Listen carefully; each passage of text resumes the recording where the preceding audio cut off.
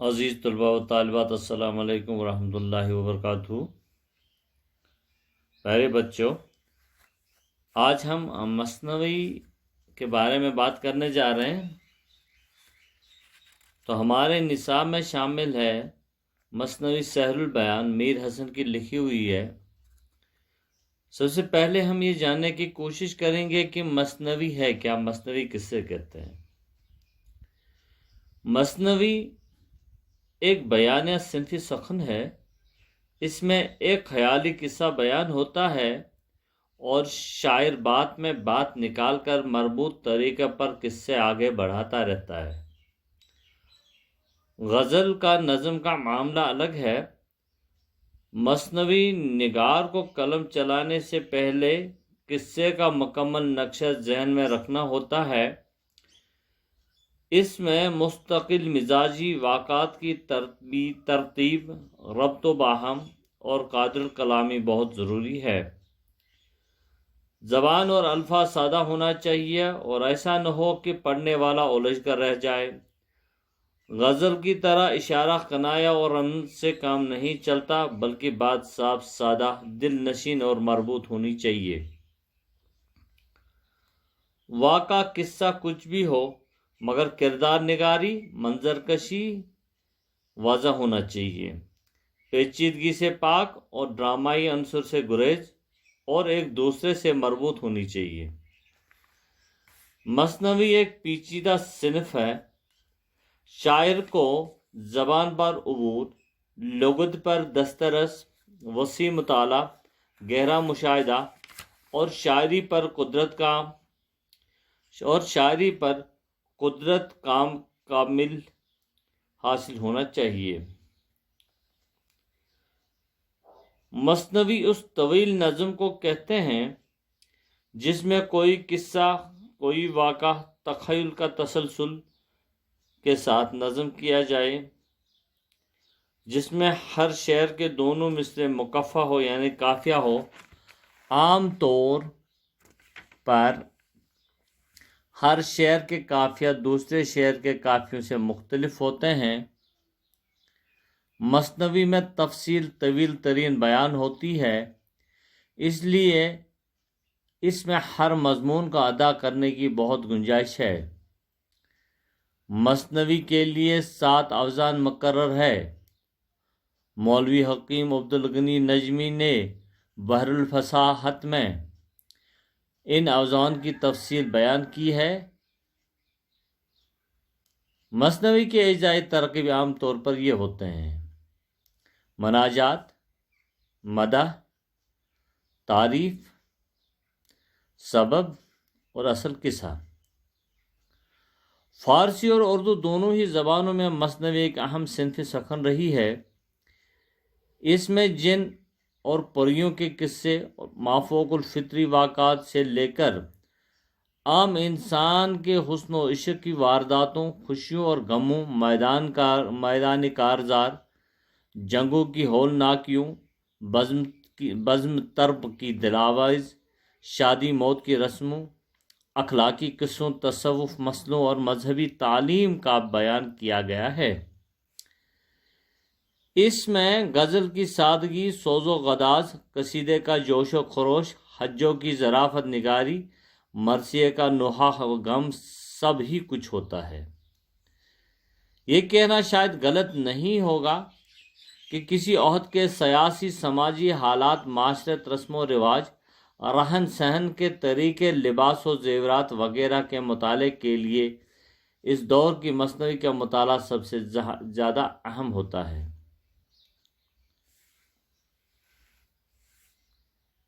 دکنی اردو میں آغاز ہی سے مثنویاں ملنا شروع ہو جاتی ہیں۔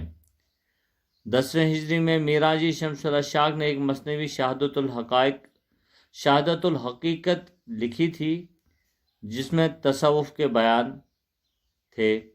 انہوں نے اس سوال و جواب کے انداز پر 2 مثنویاں خوش نامہ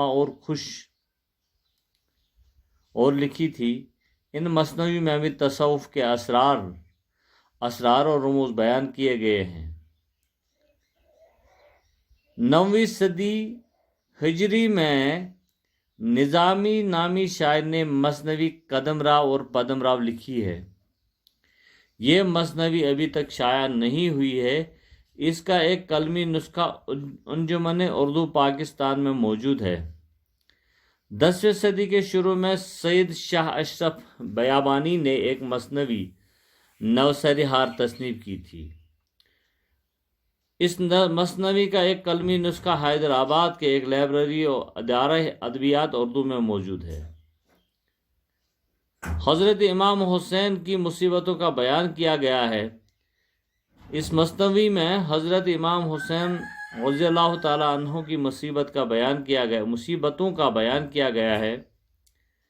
اسی زمانے میں برہان الدین جامن نے ایک مثنوی لکھی تھی، ارشاد نالہ، مثنوی وصیت الہادی، مثنوی محبت البقا، اور اس کے بعد 11ویں صدی ہجری میں بہت اچھی سی مثنویاں لکھی گئی ہیں۔ ان میں ابراہیم نامہ، جس میں بادشاہ کی زندگی کے کچھ حالات بیان کیے گئے ہیں۔ اس کے بعد ملا وجہی نے مثنوی کتب مشتری بھی اسی زمانے میں لکھی ہے۔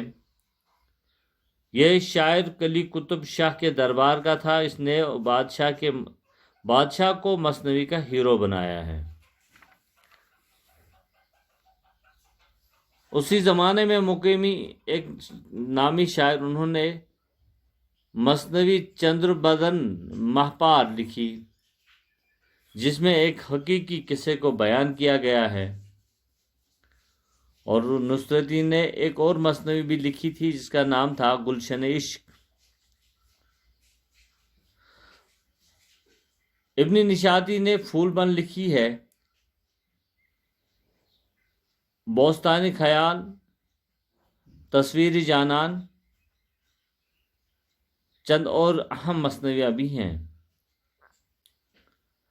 اس کے بعد 12ویں صدی میں شمالی ہند میں اردو شاعری کا آغاز ہو گیا، اور ابتدا میں یہاں اچھی مثنویاں کے نمونے بھی ملتے ہیں۔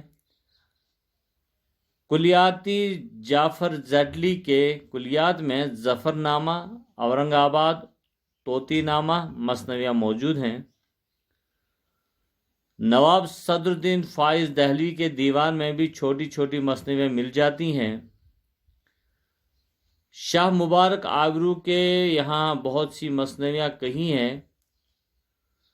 شاہ حاتم نے بھی 2-1 مثنویاں کہی ہیں۔ اسی زمانے سودا اور میر کی مثنویاں بھی بہت اہم ہیں۔ ان دونوں مثنویوں میں مثنوی کو حجو اور مدح کے لیے استعمال کیا گیا ہے۔ دونوں نے مثنوی کی شکل میں شکار نامے بھی لکھے ہیں۔ میر درد کے چھوٹے بھائی میر اسد دہلوی کے مثنوی خواب و خیال اسی زمانے میں لکھی گئی ہے۔ اس مثنوی کا کوئی پلاٹ نہیں ہے، ایک بہت معمولی سے حسن و عشق کی داستان اس میں بیان کی گئی ہے۔ شمالی، اگرچہ یہ کہنا غلط نہ ہوگا کہ دبستانی دلی کی خصوصیت یہ ہے کہ مثنوی خواب و خیال شمالی ہندوستان کی پہلی کامیاب مثنوی ہے، جس کے بعد کچھ شاعروں نے تقلید کی۔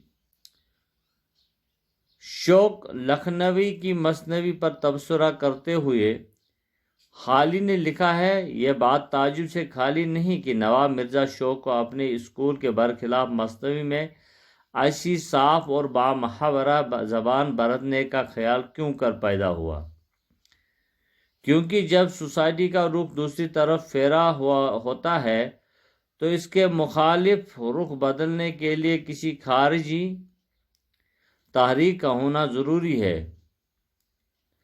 خواجہ میر درد کے چھوٹے بھائی خواجہ میر اسد دہلوی نے جو مثنوی لکھی ہے خواب و خیال، جس کی شہرت خاص وجہ سے پورب میں زیادہ ہوئی، اس مثنوی میں جیسا کہ ہم نے اپنے احباب سے سنا ہے کہ تقریباً 40-50 اشعار اسی قسم کے ہیں جیسے کہ شوق کے بہاری عشق میں ملتے ہیں۔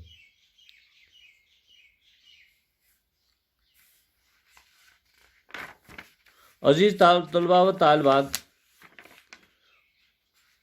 نواب مرزا شوق کی مثنوی زہر عشق سب سے زیادہ مشہور ہو گئی ہے، اور اردو کے ایک اور عظیم مثنوی گلزار نسیم پنڈت دیا شکر نسیم کی ہے، اور اس کے بعد پھر شمالی ہندوستان کے مثنوی میں سب سے زیادہ اہم جو رہی ہیں وہ ہیں خواب و خیال، سحر البیان، گلزار نسیم، زہر عشق۔ شمالی ہند میں بس اتنی مثنویاں لکھی گئی ہیں۔ حقیقت یہ ہے کہ اردو شاعری کی باقاعدہ آغاز سے لے کر غدر 1857 عیسوی تک بہت کم شاعر ایسے ہیں جنہوں نے مثنویاں کہی ہیں۔ عزیز طلباء و طالبات، مختصراً سا تعارف مثنوی پہ اور اس کے ارتقاء پر۔ مثنوی سحر البیان جو ہمارے نصاب میں شامل ہے، انشاءاللہ دوسرے دن ہم اس پہ بات کریں گے، ان کے اشعاروں پہ ہم بات کریں گے، اور مثنوی کیا ہے اس پہ ہم بات کریں گے۔ تب تک ہم آپ سے اجازت چاہتے ہیں۔ اللہ حافظ۔